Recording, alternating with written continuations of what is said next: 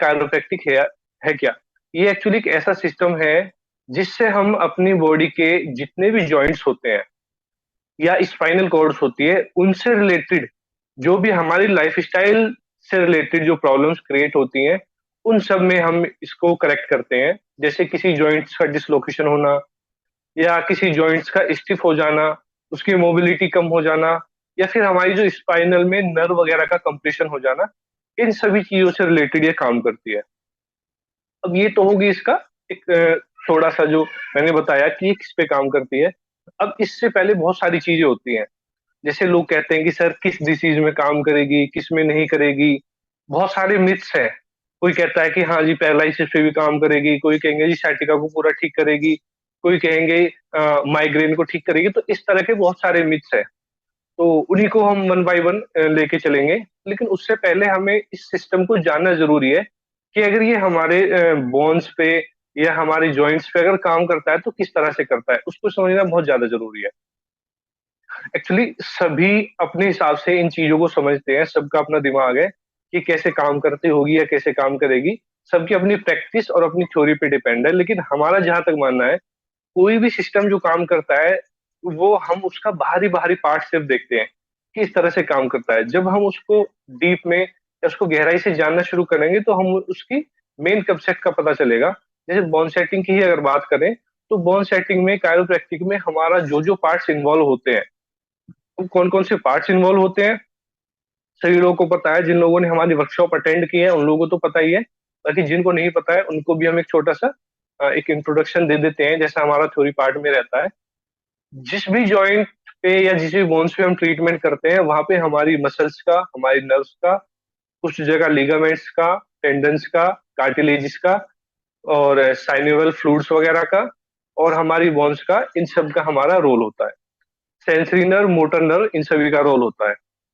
Arteries का, when का, सभी का रोल होता है। अब जब हम इस सिस्टम के थ्रू हमारी अपनी जो कंसेप्ट है जिस वे में हम कराते हैं उसमें हम जो कराते हैं जिस तरीके से जो बताते हैं करने का तरीका, उसमें उस पार्ट में जितनी भी ब्लड की डेफिशिएंसी है वो करेक्ट होगी। वहां से टॉक्सिक मटेरियल जो है वो वापस आएगा। तब जाके वो हमारा जो जॉइंट है या वो पार्ट है तब वो स्ट्रांग होना शुरू होगा। अब उसमें अगर डिसलोकेशन कहीं हुआ है तो उसको सेट करेंगे। कहीं पे स्टिफनेस है या मूवमेंट कम है तो उसको हम अपनी मोबिलिटी का जो तरीका एक बताते हैं उसके द्वारा सेट करते हैं। अब उसमें भी पेशेंट के शरीर के बारे में थोड़ी जानकारी होनी चाहिए, या जैसे बात करें कि स्केलेटन सिस्टम की थोड़ी जानकारी होनी चाहिए कि हमारी बोन्स का फॉर्मेशन कैसे होता है, बोन्स का डिफॉर्मेशन कैसे होता है। जैसे एक जनरली कंसेप्ट होती है कि आफ्टर 40-50 के बाद में लोगों को घुटने में जो फ्लूइड होता है वो कम होना शुरू होता है, ऑस्टियोआर्थराइटिस होता है, ऑस्टियोप्रोसिस होने लगता है। उसके बाद में जैसे कुछ लोगों को रोमेटिक अर्थराइटिस भी है, इंक्लूसिंग स्पॉन्डिलाइटिस भी है। तो इन सब पे कैसे काम करता है और ये होता क्यों है? होने का कारण है कि कोई भी हमारी बॉडी की लाइफ स्टाइल हमारी बिगड़ जाए तो हमारा डाइट रूटीन, न्यूट्रिशन लेवल, ये सब हमारा डिस्टर्ब होने लगता है। तो उससे क्या होता है कि हमारी पार्ट्स में, बोन में, जॉइंट्स में जो न्यूट्रिशन पहुंचना चाहिए एज के अकॉर्डिंग वो जब ना पहुंचे तो वहां पे क्या है, वो पार्ट वीक होने लगता है। जब वो पार्ट वीक होगा तो क्या है, वहां पे डीजनरेशन शुरू हो जाएगी। सभी लोग अपने को म्यूट कर ले तब तो प्लीज, बढ़िया है अभी जो जो भाई। अनम्यूट है। उत्तम उत्तम उत्तम नाम का है। Ramesh next chat.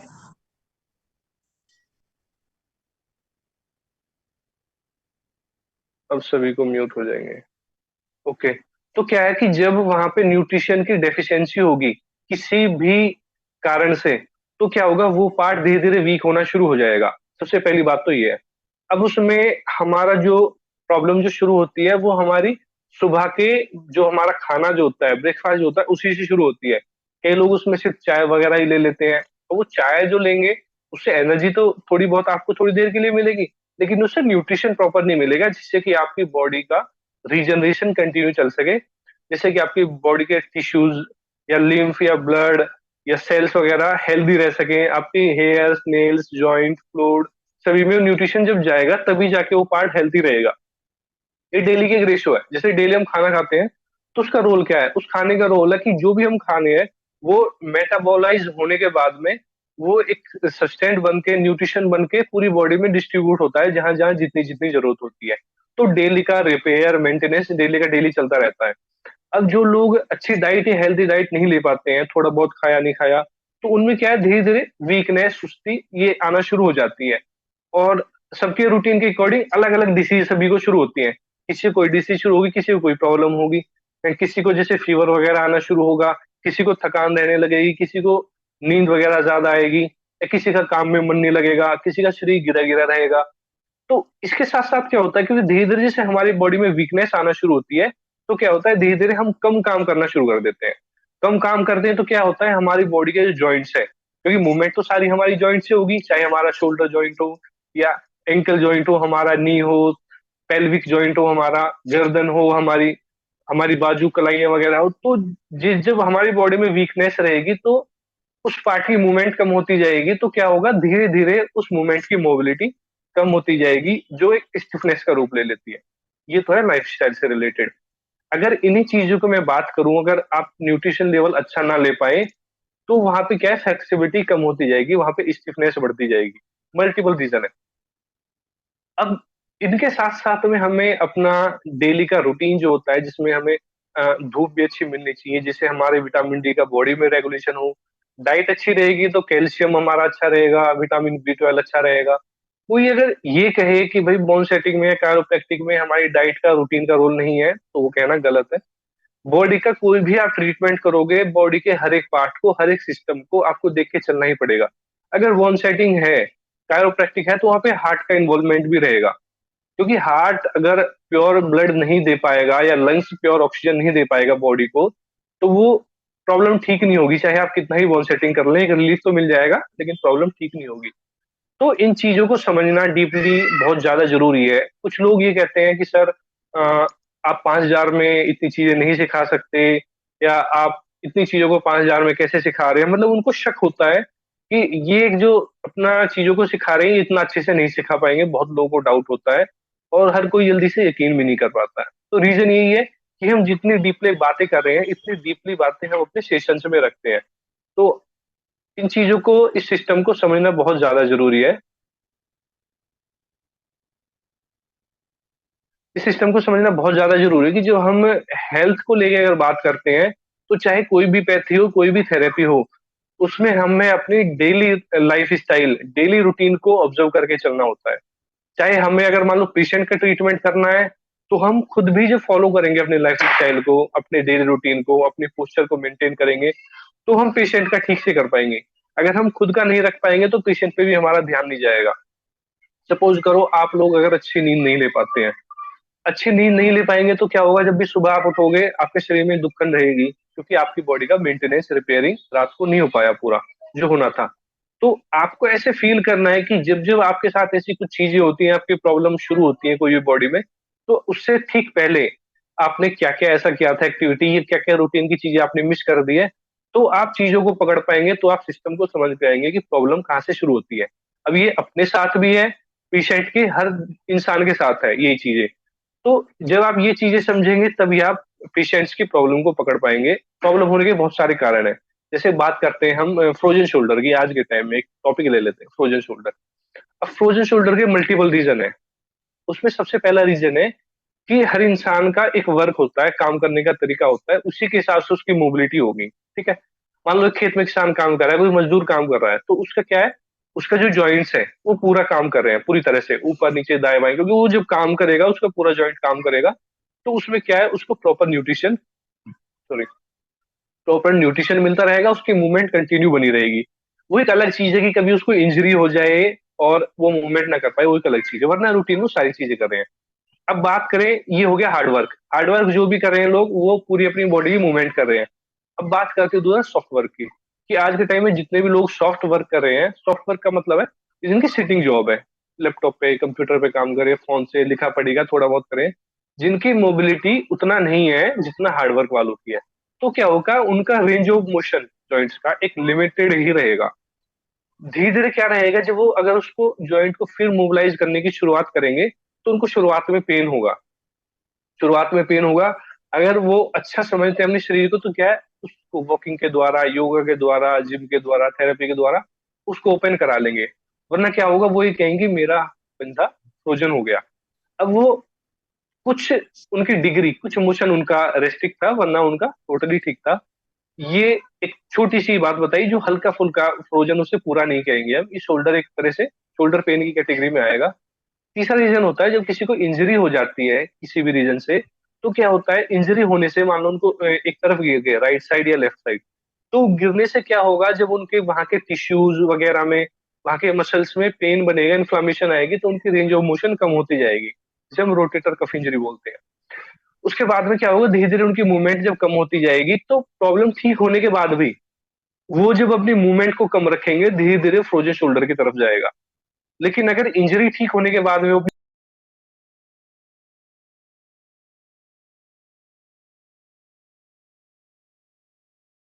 तो वो तब भी उसको अपना कंटिन्यू रखते हैं, उस अपनी पोस्चर को, क्या और अपनी मूवमेंट को। तो क्या होगा, उससे उनका जो पार्ट है वो प्रॉपर मोबिलाइज रहेगा, तो फ्रोजन की कंडीशन में नहीं जाएगा। लेकिन होता अक्सर यही है कि जब इंसान अपना कोई भी ऐसा काम करता है, मान लो कोई एक तरफ सोने शुरू कर दिया है, तो उससे क्या होगा, एक तरफ सोना शुरू कर दिया है तो उस पार्ट पे लगातार प्रेशर बनता रहेगा, जो हमारी लाइफ स्टाइल वाली चीजें हैं। प्रेशर बनता रहेगा तो क्या है, वहां पे मोबिलिटी कम होती जाएगी, वहां पे सर्कुलेशन कम होता जाएगा, जिसकी वजह से धीरे धीरे धीरे वो फ्रीज होता जाएगा। एक ये रीजन भी है। दूसरा भी, जिन लोगों को डायबिटीज की प्रॉब्लम है, डायबिटीज होने की वजह से उनका जो ब्लड है उसमें काफी थिकनेस आ जाती है, और थिकनेस होने की वजह से हमारे जॉइंट्स तक, हमारे उस पार्ट तक ब्लड नहीं पहुंच पाता है, जिससे कि उस पार्ट का प्रॉपर न्यूट्रलाइजेशन कम होने की वजह से उसमें मूवमेंट, रेंज ऑफ मोशन कम होती जाएगी। तो ऐसे मल्टीपल रीजन है, तो जब तक आप चीजों को नहीं समझेंगे, जब तक आप उनका ट्रीटमेंट नहीं कर पाएंगे। और जैसे डायबिटीज की वजह से है, तो डायबिटीज की वजह से अगर है तो हम अपना ट्रीटमेंट देंगे, उससे रिजल्ट मिलना शुरू हो जाएगा अच्छा। लेकिन जब तक वहां पे प्रॉपर न्यूट्रिशन नहीं जा पाएगा, तब तक उससे को ठीक होने की जो रेशियो है वो कम रहेगी। अगर किसी को इंजरी की वजह से हुआ है, तो इंजरी इन्फ्लामेशन दूर होने के बाद में आप ट्रीटमेंट कीजिए उसका। और भी जैसे मोबिलिटी की काफी चीजें हम बताते हैं, वहां पे कपिंग वगैरह हम कर सकते हैं, जहां जहां हो सकती है, हल्की मसाज भी दे सकते हैं, पुटली वगैरह दे सकते हैं, सिकाई दे सकते हैं। तो अपने अकॉर्डिंग जो जो चीजें इंक्लूड कर सकता है, अपनी नॉलेज के हिसाब से कर सकते हैं। बस हमें समझना यही है कि जिस टाइप की हमें प्रॉब्लम है, जिस तरह की प्रॉब्लम है, उसका कैसे कॉम्बिनेशन बना के हम बोन सेटिंग कायरोप्रैक्टिक के साथ में उस जॉइंट को फ्री कर सकते हैं, मेन यही समझना है। अब बात करते हैं सर्वाइकल की। जैसे सर्वाइकल की जो प्रॉब्लम होती है आजकल कॉमन हो गई है, मतलब 10 में से 5 या 6% को ये कंपलसरी हो गई है। उसका रीजन क्या है, हमारी लाइफ स्टाइल। क्योंकि हमारी जो स्पाइनल कॉर्ड है, हमारी जो स्पाइनल नर्व है, उस पर किसी वजह से प्रेशर आ जाए, चाहे वो ब्रेन के लेवल से आए या फिर हमारे स्पाइनल कॉर्ड से आए। अगर ब्रेन के लेवल से आए तो हमारा इसमें बेस्ट रिजल्ट है, नर्व कंप्रेशन को रिलीज कर देंगे। ब्रेन से है तो उसमें ब्रेन का ट्रीटमेंट जब आप इंक्लूड करोगे तो रिलीफ मिलेगा।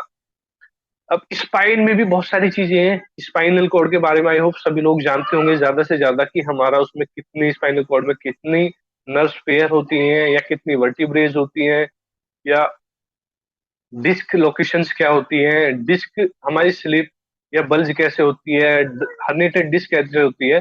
तो जब जब ये प्रॉब्लम्स होंगी, डिफॉर्मिटी होगी, तो क्या होगा, हमारे नर्व के थ्रू जिस जिस पार्ट में या बॉडी में जिस पार्ट में प्रॉब्लम क्रिएट हो रही है, वो पेन, सेंसेशन, नमनेस और सॉरी बर्निंग, इस तरह की प्रॉब्लम होना शुरू होती है। तो जब तक हम रूट कॉज नहीं समझेंगे, जब तक क्या है, हम प्रॉपर पेशेंट का ट्रीटमेंट नहीं कर पाएंगे। बहुत सारे लोग ऐसे हैं जो और ओवर कॉन्फिडेंट होते हैं, हाँ जी बैक पेन का पेशेंट आया जी, डिस्क स्लिप डिस्क बल्ज होगी, मैं ठीक कर दूंगा। लेकिन ऐसा नहीं है।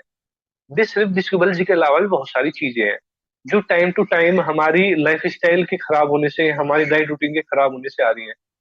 लीगामेंटम की प्रॉब्लम आती है, वहीं लीगामेंट में इंफ्लामेशन आती है, बहुत ज्यादा पेन क्रिएट करता है, लिथेसिस हो जाता है, लॉर्डोसिस हो जाते हैं, और हर्निटेड डिस्क हो जाती है, डिस्क फट जाती है, हार्ड हो जाती है, और एक डिजनरेशन हो जाती है, जिसकी वजह से हमारे स्टेनोसिस बोलते हैं, जिसकी वजह से हमारी जो वर्टिब्रे हैं उनमें डिस्क का साइज कम होने से जो हमारी नर्व जो निकलती है, वो नर्व पे हमारी वर्टिब्रेज प्रेशर बनाती है, क्योंकि वहां उसका स्पेस रिड्यूस होने से वहां पे बहुत कम स्पेस बचता है, तो उन नर्व पे प्रेशर कंटिन्यू बना रहता है। अभी रिसर्च चल रही है इन सभी चीजों के ऊपर, इनके मोस्ट कॉमन रीजंस क्या है। लेकिन अगर हम अपनी पैथी की बात करें, तो हम अगर डिस्क से नर्व कंप्रेशन है, उसको पूरी तरह से रिलीज कर सकते हैं। शायद ये बोन सेटिंग इस चीज में सबसे अच्छा एक ऐसा सिस्टम है जो नर्व कंप्रेशन को रिलीज करने सके का सबसे अच्छा एक सिस्टम है। उसमें हम नर्व कंप्रेशन को बहुत अच्छे से रिलीज कर सकते हैं। अब हमें ये भी समझना है कि इसके अकॉर्डिंग और क्या क्या प्रॉब्लम होती है। जैसे प्रॉब्लम होती है, अगर आपको नर्व कंप्रेशन की प्रॉब्लम है तो वो पूरी तरह से रिलीज हो जाएगी। उसके अलावा अगर किसी को कोई इंजरी हुई है, कोई किसी को झटका लगा है, तो उससे क्या है, मसल्स पे भी स्पाज्म आता है, वहां भी इंजरी हो जाती है। तो क्या है, हर कैटेगरी को एक जगह नहीं रखना होता। जिस तरह की आप एक परफेक्ट प्रैक्टिशनर तभी कहलाएंगे जब आप प्रॉब्लम के अकॉर्डिंग उसका ट्रीटमेंट करेंगे। सबको एक ही तराजू में अगर तोलोगे तो ऐसा रिजल्ट बिल्कुल नहीं आएगा। हमारी भी लाइफ में जब हमने प्रैक्टिकल किया, हर पेशेंट को करके देखा, कोई तो 10 दिन में ठीक होके चले गया, किसी को 1 महीना लगा, किसी को 6 6 महीने भी लगे। अब 6 महीने उसको लगे जिसका न्यूट्रिशन लेवल डैमेज था, जिसकी स्ट्रक्चर डिजनरेशन काफी ज्यादा होगी, जिसको हमने रीजनरेट कर करके हमने उस प्रॉब्लम को उस लेवल पे लेके गए कि हाँ उनको न्यूट्रिशन मिले और वो प्रॉब्लम क्रिएट, हम उसको ठीक की कैटेगरी में लेके जाए। कई लोग पूरा ठीक नहीं हो पाता है, इतना हो जाता है कि 70 80% ठीक हो जाते हैं, जिनको स्टेनोसिस वगैरह हो गया है और भी अदर कंडीशन है। किसी का बॉन मिनरल डेंसिटी अगर वीक है बॉन्स की, उसको पेन बना रहेगा। तो चीजों को समझना है। अगर आपको हेल्थ लाइन में काम करना है तो सीरियस होके करना है। ये नहीं समझना है कि ये पेशेंट अगर मेरे से ठीक नहीं हुआ कोई बात नहीं, दूसरा आएगा, तीसरा आएगा, ऐसा नहीं। जो जो पेशेंट आपके पास आएंगे अगर उसमें आप रिलीफ नहीं दे पा रहे हैं तो उसमें केस स्टडी करनी है आपको अच्छे से। उसके रूटीन को समझना है, बॉडी को देखना है, उसकी डाइट रूटीन क्या है उसको समझना है, उसका वर्कआउट क्या है। वो वर्कआउट से ही आपको पता लगेगा कि अगर वर्कआउट इंसान करेगा तो उसकी कैलोरीज बर्न होंगी, वो फैट जो वो एनर्जी में यूज होगा, प्रोटीन वो कितना ले पा रहा है कितना नहीं, और मिनरल डेंसिटी कितनी है, विटामिन डी कितना है। तो क्या है, जब आपके मन में पेशेंट को ठीक करने की इंट्यूशन होगी तभी आप इतना ध्यान दे पाएंगे, वरना आपको ये लगेगा कोई बात नहीं, ये ठीक नहीं हुआ, दूसरा आएगा, तीसरा आएगा। तो इस तरह से आप कभी आगे नहीं बढ़ पाएंगे। जो पेशेंट ठीक नहीं हुआ, जब उस केस पे आप स्टडी करना शुरू करेंगे तो आपको रीजंस पता लगेंगे, जैसे हम इन रीजंस तक पहुंचते गए। तो आप सभी लोगों को यही समझना है कि बॉन सेटिंग छोटी चीज नहीं है, बस इसका आपको कॉम्बिनेशन बनाने की जरूरत है। ये तो एक ऐसी चीज है कि आपका बॉडी का अगर अलाइनमेंट बिगड़ा हुआ है, शायद किसी पैथी में आप ना कर पाए, बोन सेटिंग में आप उसका अलाइनमेंट करेक्ट कर सकते हैं विद इन सेकेंड्स। किसी की नर्व की कंप्रेशन है, उस नर्व के कंप्रेशन को आप बहुत जल्दी करेक्ट कर सकते हैं। बस उसके साथ प्रिकॉशंस आपको क्या क्या रखने हैं। सपोज करो कोई आपको बोल रहा है जी मुझे बैक में पेन है। अब बैक में पेन के कितने रीजन हो सकते हैं, काउंट करते हैं।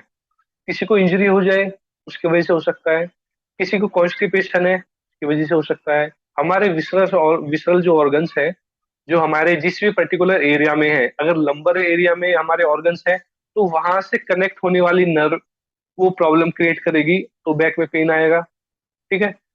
किसी को अगर किडनी की प्रॉब्लम है कोई, तो वो आपकी स्पाइन में रेडिएट करेगा नर्व के थ्रू। किसी को यूरिनेशन की प्रॉब्लम है, यूरिन का कम या फ्लो ज्यादा है, रिप्रोडक्टिव ऑर्गन में है, तो बैक पेन आएगा। किसी को लोअर बैक में ट्यूमर है तो पेन बनेगा, ट्यूबरक्लोसिस है तो पेन बनेगा, बोन मिनरल डेंसिटी कम है तो पेन बनेगा। आपका पेल्विक अगर इम्बेलेंस है, पेल्विक आपका स्टिफ है तो बैक में पेन बनेगा। तो इस तरह से मल्टीपल रीजन है, डिस्क स्लिप है, डिस्क बल्ज है तो पेन बनेगा। तो कहना बैक पेन एक चीज है लेकिन उसके मल्टीपल रीजन है। तो हम लोगों का जो ट्रेनिंग जो रहता है बोन सेटिंग कायरोप्रैक्टिक का, वो इसी कंसेप्ट पे काम करता है। हम पर्टिकुलर आपको ये बताते हैं या अपने प्रीवियस जो स्टूडेंट्स हैं कि आप लोग जो हमारे पास सीख रहे हो, जिस विश्वास से आए हो, तो आपको वो चीजें बताई जाएंगी कि ये जो टेक्निक्स हमने आपको बताई है बोन सेटिंग, वो किस डिसीज पे कितना परसेंट या कितना काम करेगा, किस पे बिल्कुल काम नहीं करेगा, किसको क्योर करेगा। उस तरह से हमारा सिस्टम चलता है। तो हम लोगों का क्या है कि दिल्लीज में और अदर स्टेट सिटीज में हम लोगों के ट्रेनिंग वर्कशॉप रहते हैं। उसमें हम 2 डेज की वर्कशॉप रखते हैं, जिसमें डेली की फीस हमारी 5,000 होती है, जिसमें हमारा तरफ से ब्रेकफास्ट, लंच और इवनिंग टी होती है इंक्लूड। स्टेशनरी जो रहती है वो प्रोवाइड कराई जाती है, और पूरे सेशन की वीडियो रिकॉर्डिंग होती है जो पर्टिकुलर पूरे बैच को प्रोवाइड कराई जाती है। अब वो किस तरह से रहता है कि जितने भी लोग होते हैं उन सबको 6 7 8 लोगों का एक ग्रुप बना के एक टेबल दे दी जाती है उनको। इस तरह से सभी लोगों को डिस्ट्रीब्यूट करते हैं। और उससे पहले होता है कि हम हर एक जो टेक्निक करते हैं, सभी लोगों को अराउंड बिठा दिया जाता है। सभी लोगों को दिखाया जाता है कि हमें टेक्निक्स कैसे परफॉर्म करनी है, किस पार्ट पे काम करती है, क्या क्या आपको ध्यान रखना है, प्रिकॉशंस वो थ्योरी पार्ट में बता देते हैं। तो हर 5-4 टेक्निक हम जब बताएंगे उसके बारे में सभी को कहेंगे आप अपने टेबल्स पे प्रैक्टिस कीजिए इन टेक्निक्स की। जिस किसी को प्रॉब्लम आती है तो वो हमें बुलाते हैं कि सर ये टेक्निक समझ में नहीं, ये थोड़ा बताओ। तो हर एक की टेबल पे हम फिर उसको एक्सप्लेन करते हैं कि हाँ आप ये करेक्ट कर सकते हैं, ये आपको मिस्टेक थी, ये ऐसे करना है। तो इस तरह से हम 2 डेज में, सॉरी 2 डेज में हम 50 टेक्निक बहुत आराम से, बहुत प्यार से करेक्ट कर लेते हैं, वो भी सभी लोगों की प्रैक्टिस करते हुए। अब कई लोग ये सोचते हैं कि सर 2 दिन में 50 टेक्निक कैसे सीख पाएंगे। तो वो तो हम बस इतना ही कर सकते हैं, जितना भी पहले लोगों ने अटेंड किए हमारे बैच वो अच्छे से बता सकते हैं, जो अपने रिव्यूज के थ्रू खुद बताते हैं सभी लोग। या फिर जब कोई करने आएगा तो ही बता सकते हैं कि 50 टेक्निक हम इस तरह से कंप्लीट करते हैं। और परमात्मा की दया है, आज तक कोई भी ऐसा बैच नहीं हुआ कि जिसमें 50 टेक्निक ना कर पाए हो। 50 तो कम से कम हमने कराई है, 2 4 5 ऊपर जितनी भी टाइम बचता है उसके हिसाब से करा देते हैं। अब इन सभी में हम बोलते क्या है, कई लोग क्या करते हैं, अपना टाइम स्पेंड करते हैं एक दूसरे से ज्यादा बातें करने में। हम कहते हैं कि आप यहाँ पे प्रैक्टिस ज्यादा से ज्यादा करो, आप बातें कर लेना लंच के टाइम में, ब्रेकफास्ट के टाइम में, टी के टाइम में, लेकिन प्रैक्टिस के टाइम में अगर आप अपना कंसंट्रेट बनाएंगे तो क्या है कि तभी आपके सामने प्रॉब्लम्स आएंगी, तभी आप हमसे पूछ पाएंगे। वरना क्या होगा, आप सीख के जाएंगे और ये कहेंगे सर ने अच्छा नहीं सिखाया। तो जब तक आप वहाँ हमारे सामने प्रैक्टिस नहीं करेंगे तो हम कैसे आपको वो चीज बता सकते हैं कि आपने ये मिस्टेक की है। जब आप सामने प्रैक्टिस करेंगे तब कहेंगे सर मिस्टेक आ रही है, तभी तो हम करेक्ट कर पाएंगे। तो इसलिए हमारा फोकस यही रहता है कि आप ज्यादा से ज्यादा हमारे सामने प्रैक्टिस करो। तो हम फोर्स करते हैं कि सर प्रैक्टिस करो, बैठो मत, इसीलिए कि आप ज्यादा से ज्यादा सीख पाए। कोई भी घर छोड़ के अपना आता है कहीं से भी और अपना टाइम दे के जाता है, तो हम नहीं चाहते उसका टाइम खराब जाए। हम चाहते हैं वो यूजफुल हो टाइम, हमसे क्वेश्चंस करे, ज्यादा से ज्यादा क्वेश्चन करे, सीखे, क्वेश्चन करे, करेक्ट करे, क्वेश्चन करे, तो तभी आपका उसको सीखने का फायदा है। अगर कोई ये सोचे जी मैं सीखने जा रहा हूँ बस, जितना सीख जाऊंगा ठीक है, नहीं तो कोई बात नहीं है, वो आपकी एक अपनी इंट्यूशन है, अपनी मर्जी है। लेकिन हम ये चाहते हैं कि हमने जो 2 दिन का टाइम दिया है उसमें हम ज्यादा से ज्यादा बेनिफिट आपको जो दे पाए वो देते हैं। अब इसमें हम लोगों की टीम ने एक और डिसाइड किया था, और काफी टाइम से वो सिस्टम चल रहा है, जिसमें कि सभी लोगों को एक मोटिवेशन मिलता है कि हम अपने पूरे बैच में जो सबसे बेस्ट परफॉर्मर जो होते हैं, जो पूरे बैच में एक जो सबसे अच्छा परफॉर्म करते हैं, टेक्निक को अच्छे से सीखते हैं, जेन्युइनली क्वेश्चन करते हैं, उसके बाद में अपने में चेंज करते हैं कि हाँ हमने टेक्निक में गड़बड़ी करे थे, ठीक करते हैं। तो सारी चीजों को देखते हुए जो हमारे पूरे बैच में जो बेस्ट परफॉर्मर होता है उसको हम best chiropractor of the batch की एक trophy, best chiropractor of the batch का एक सर्टिफिकेट, और उस पार्टिसिपेटर की पूरी फीस जो होती है वो हम रिफंड करते हैं। ठीक है। तो ये सब चीजें हैं किस लिए, जिससे कि ज्यादा से ज्यादा लोगों में एक एटीट्यूड, पॉजिटिव एटीट्यूड आए कि हाँ हमें चीजों को अच्छे से सीखना है, सबसे हमें क्वेश्चन करना है, हमें ज्यादा से ज्यादा प्रैक्टिस करनी है, तभी तो हम प्रॉब्लम्स को ठीक कर पाएंगे। अब प्रॉब्लम्स की अगर बात करें तो हमारे स्पाइनल कॉर्ड से रिलेटेड, स्पाइनल कॉर्ड में हमारी जहां भी नर्व कंप्रेशन होती है उस सब पे हमारी बोन सेटिंग कैरोप्रैक्टिक काम करती है। चाहे वो सर्वाइकल रीजन हो, थोरेसिक हो, लंबर हो, और एल्फाइरेशन लंबर सेक्रम एरिया हो, उस सब पे काम करेगी। आपके जॉइंट्स के डिसलोकेशन, सॉरी, जॉइंट्स के डिसलोकेशन पे काम करेगी, चाहे किसी का कंधा उतर जाए, या फिर जैसे कई लोगों को घुटनों की अगर प्रॉब्लम है, आज के टाइम में घुटनों की बहुत ज्यादा प्रॉब्लम हो रही है। अब घुटनों पे कितना काम करेगा वो भी आपको जेनुअनली बताया जाता है। आपको जो चीजें बताई जाती हैं वो इसलिए कि आप फिर उन्हीं सिस्टम पे काम करें, अपना टाइम वेस्ट ना करें।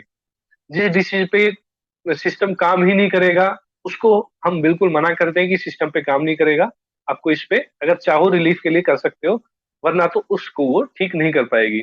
तो आपको इन चीजों को खुद से भी समझना है कि हमारा जो सिस्टम है वो किसके थ्रू काम कर रहा है। ये सिस्टम हमारा जो बोन सेटिंग का है, आर्टरी वेन्स के थ्रू, मसल्स के थ्रू, हमारे ligament, tendons, bones, cartilage, fluids, इनके थ्रू काम करते हैं। जब इस पे पूरे पे हम वर्क करेंगे तो क्या है, हमारे रिजल्ट दोगुने हो जाएंगे। तो आप लोगों को भी ये चीजें समझनी है, और मैं एक बार फिर से रिपीट कर देता हूँ जिन लोगों को नहीं पता है। अगर अभी हमारा जो सेशन होगा ये लगभग 30 मिनट्स अराउंड का टोटल होगा। जैसे ये कंप्लीट होगा हमारी जूम मीटिंग ऑटोमेटिक क्लोज हो जाएगी।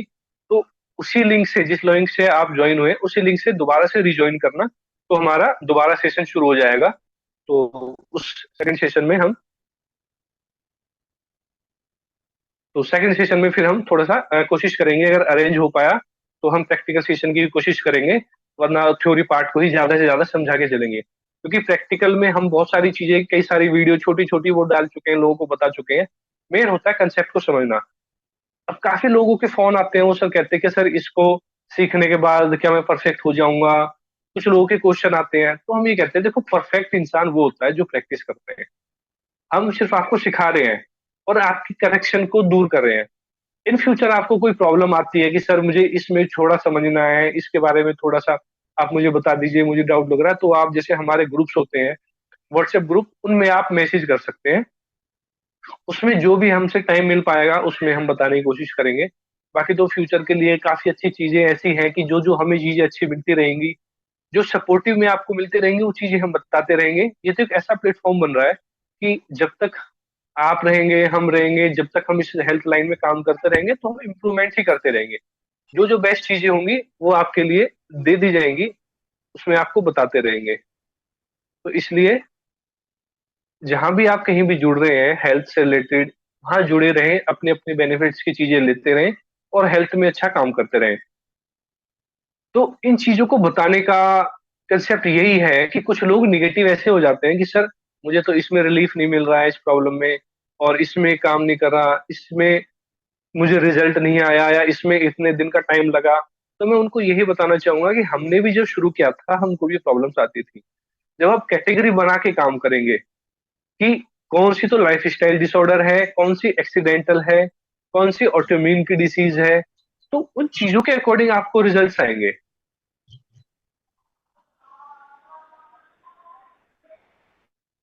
प्लीज आप लोगों से रिक्वेस्ट है, मुझे बार बार म्यूट करना पड़ता है, जिस किसी का माइक म्यूट हो, अनम्यूट हो, वो अपने आप ही म्यूट कर ले, वरना मुझे म्यूट करना पड़ता है। ओके, तो कंटिन्यू करते हैं। तो जैसे काफी लोगों को एक प्रॉब्लम होती है, मैं बताना चाहूंगा। उसको बोलते हैं हम एवीएन, एवेस्कुलर नेक्रोसिस, एक प्रॉब्लम होती है।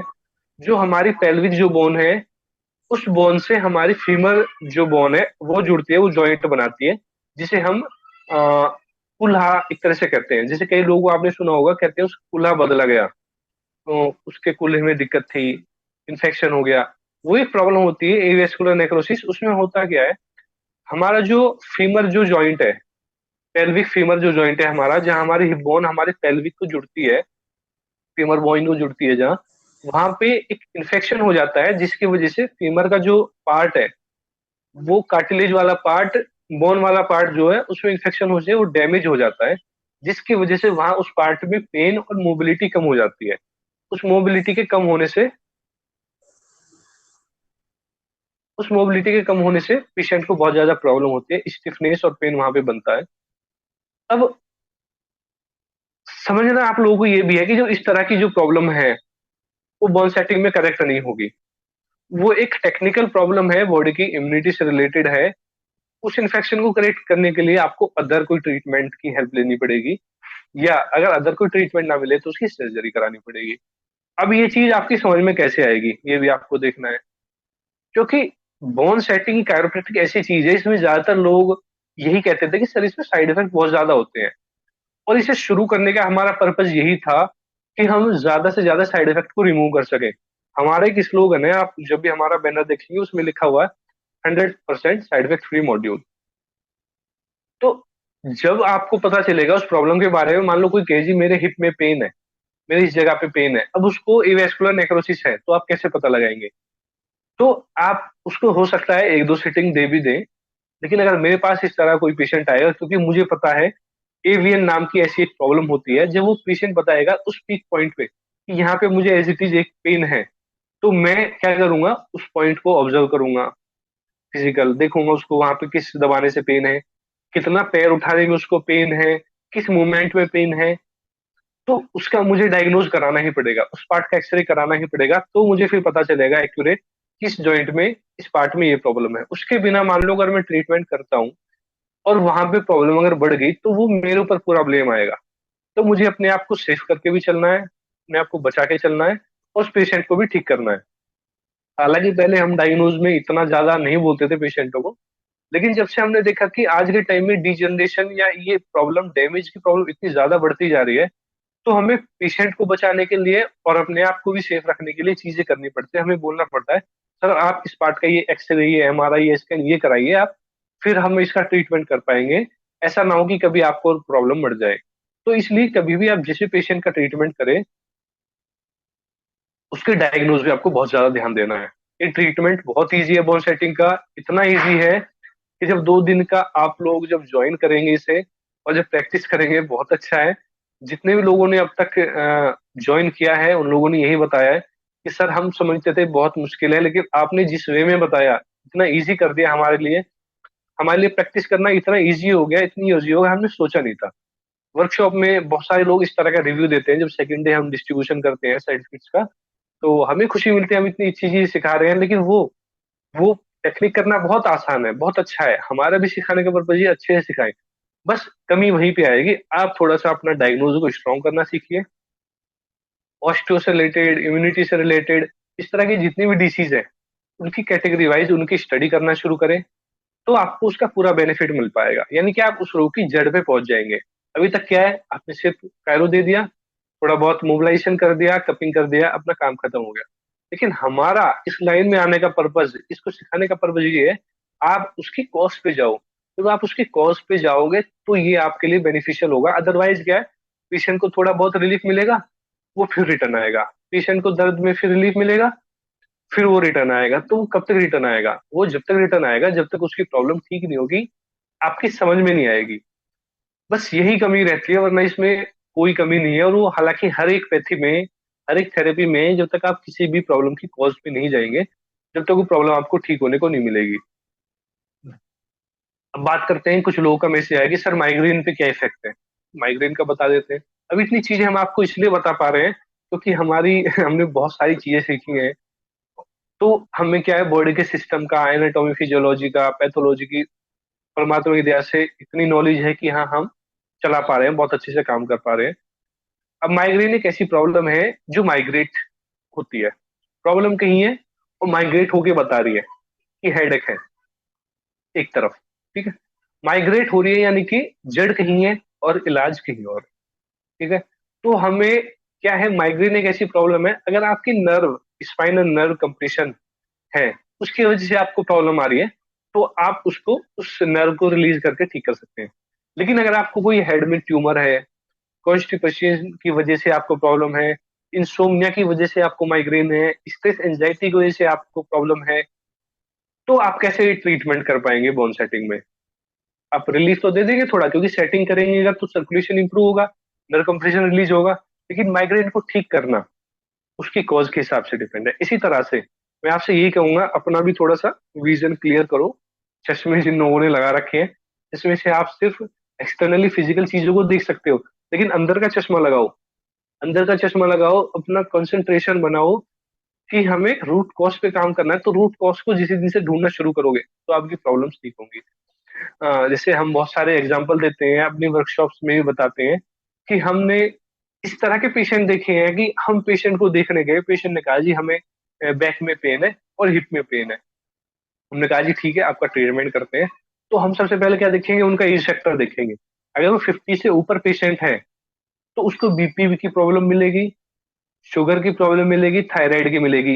हो सकता है किसी को ये ना मिले, लेकिन ज्यादातर लोगों को कॉम्बिनेशन में चीजें मिलती है। जब इतनी चीजें मिल रही है तो क्या है, शुगर जब मिलेगी तो ब्लड का सर्कुलेशन कम मिलेगा, हाई बीपी मिलेगा तो क्या होगा, उनका हार्ट वीक मिलेगा, उनका मेटाबॉलिज्म, ठीक है। हाँ, ओके। तो ये टॉपिक हम, हाँ पीते हैं जैसे ही हाँ क्लास ऑफ होगी फिर दोबारा से शुरू कर लेंगे, बीच में पानी पी लेंगे।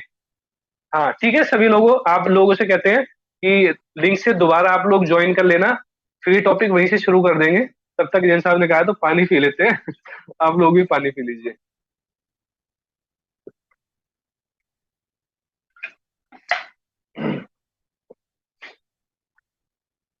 तो बताने का पर्पज वही था कि एज फैक्टर आपको सबसे पहले देखना है, उसके बाद क्या क्या डिसीज पेशेंट की बॉडी में है, क्योंकि उसी डिसीज के हिसाब से हमारी बॉडी का सर्कुलेशन रहेगा। अब जैसा सर्कुलेशन रहेगा उतना ही हमारा पार्ट स्ट्रांग या वीक रहेगा। उसी के हिसाब से हम जो अपनी पैथी, जो थेरेपी जो इम्प्लीमेंट करेंगे उसी के हिसाब से करेंगे। ऐसा ना हो कि हम अपनी थेरेपी दे रहे हैं